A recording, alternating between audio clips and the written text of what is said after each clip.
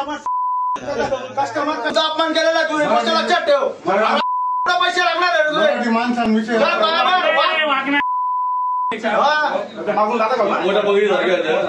बघा सगळ्या कर्मचाऱ्यांना बघा.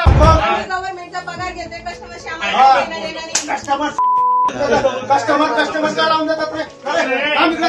कस्टमरच्या जीव वाढतात तुम्ही. कस्टमरच्या ज्योती चल बाहेर चल बाहेर त्यांना पोलीस कंप्लेंट करतात ना.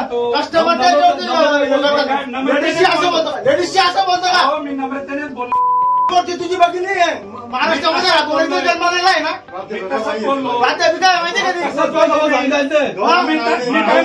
तुम्ही विचारा मॅडम शिवायला लोकांशी कसं बिहेव करायचं कळत नाही का. बायबट चल त्या ताईच्या बायबट आणि माय मराठीचा सुद्धा अपमान केलेला तू हे गोष्ट लक्षात ठेव. पैसे लागणार आहे माणसांविषयी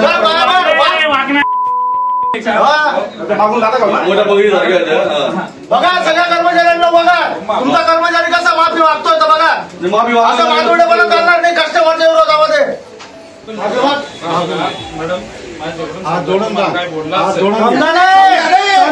मी बोललो मी माझ्या अधिकाऱ्याची बाजू घेऊन बोललो. मी मराठीच्या विरोधामध्ये भाष्य केलं हे बोल. मी एका मराठी माणसाचा अपमान केला बोल. त्याचा गुजरात्याचा ऐकून हे बोल तर तुला माफ करतो. नाही तर चल बाहेर तुझा बजरंग बनवतो. माय मराठीची या माऊलीच्या सोबत माय मराठीची गेले होते दिनांक 4/6/25 मध्ये. तर गेल्यानंतर मी मॅनेजर सरांना भेटले. मॅनेजर सरांना सांगितलं की माझे पैसे भरून घ्या. तर कदाचित त्यांना कामाचा कंटाळा आला असेल किंवा त्यांना कुठे जायचं असेल तर त्यांनी माझ्याशी अतिशय उद्धट भाषा वापरली. त्यात त्यांना मराठी बिलकुल कळत नव्हतं. तरी पण मी त्यांच्याशी हिंदीमधून बोलले. पण नंतर त्यांनी खूपच जास्त उद्धटपणाने शिवीगाळ करायला सुरुवात केली त्यांच्या गुजराती हिंदी भाषेमधून. मग मी त्यांना म्हटलं की मराठी भाषेचा त्यांनी अपमान केला. मी जेव्हा बोलली की मला तुम्ही व्यवस्थित समजून सांगा वगैरे तर मग त्यांनी डायरेक्ट त्यांच्या गुजराती भाषेतून शिवाय दिल्या आणि म्हणे मराठा लोक हमेशा हमारे जूते के नीचे रहते हैं और कुछ समजता नहीं मुंह उठा के चले आए. भरपूर म्हणजे वेगवेगळे शब्द असे वापरले की मी बोलू पण शकत नाही असे शब्द वापरले माझ्यासाठी. आणि एका लेडीजशी जर की असं बोलताय आणि मी तर शिक्षित आहे माझ्याशी असं बोलताय तर सर्वसामान्य जे अडाणी लोक आहेत त्यांच्याशी ते कसं वागत असतील.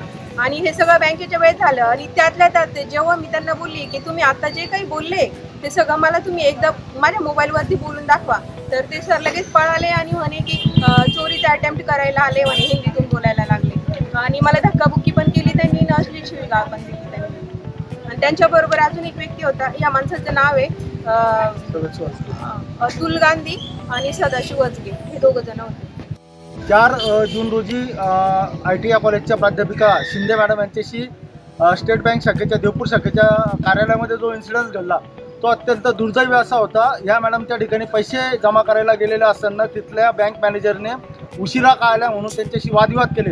त्या ठिकाणी तुम मराठी लोक हमारे जूतों के नीचे रहते हो तुम ऐसे ही हो वैसे हो अशा पद्धतीने हिंदीमध्ये आवाज पद्धतीने त्याने मराठी भाषेचा आणि या मॅडमचा त्या ठिकाणी मराठी असल्यामुळे त्या ठिकाणी अपमान केला.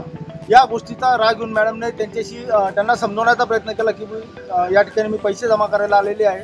पण त्या बँक मॅनेजरने मॅडमचं कुठलंही ऐकून नाही घेतलं आणि त्यांच्याशी अरेरावी करून उच्चत त्या ठिकाणी घातली. या संदर्भामध्ये मॅडमने त्यांना भरपूर समजवण्याचा प्रयत्न केला पण त्या मॅनेजरने काही ऐकून घेतलं नाही.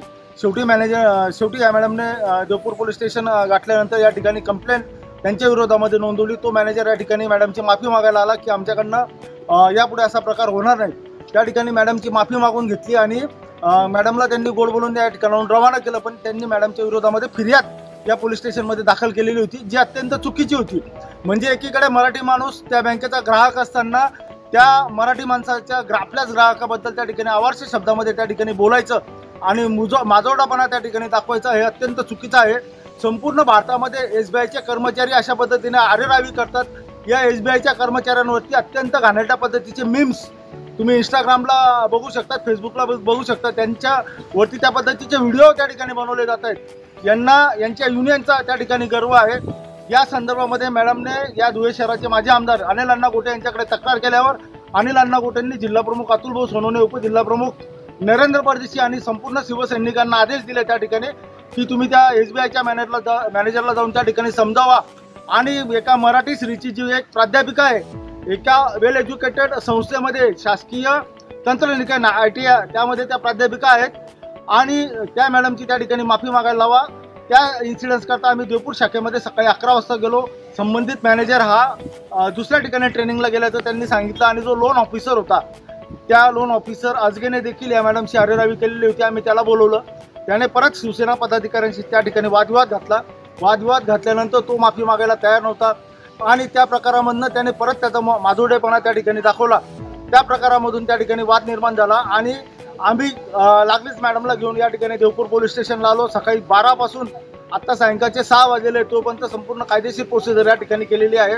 या ठिकाणी मी संपूर्ण बँकेच्या कर्मचाऱ्यांना या ठिकाणी सांगू इच्छितो की तुमचं आणि आमचं या ठिकाणी कुठल्याही प्रकारचं वैर नाही। SBIचे ग्राहक हे महाराष्ट्रामध्ये सर्वच्या सर्व मराठी बांधव आहेत आणि त्या ग्राहकांवरती तुमची बँक चालते।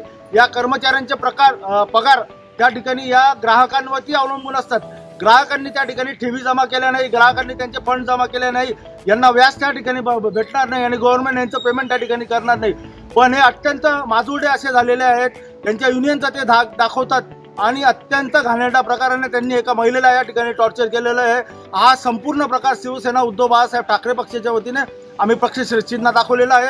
संपूर्ण महाराष्ट्रामध्ये SBIच्या विरोधामध्ये उद्यापासून या ठिकाणी आंदोलनं ठिकठिकाणी त्या ठिकाणी सुरू होणार आहेत आणि यापुढील संपूर्ण कायदेशीर कारवाईला या ठिकाणी आम्ही पदाधिकारी असो किंवा मॅडम असेल, आम्ही संपूर्ण कायदेशीर प्रक्रियेला सामोरं। नवीन घडामोडी पाहण्यासाठी आजच आम्ही मुंबईकर 24 तासला लाईक करा, सबस्क्राईब करा आणि अपडेट रहा।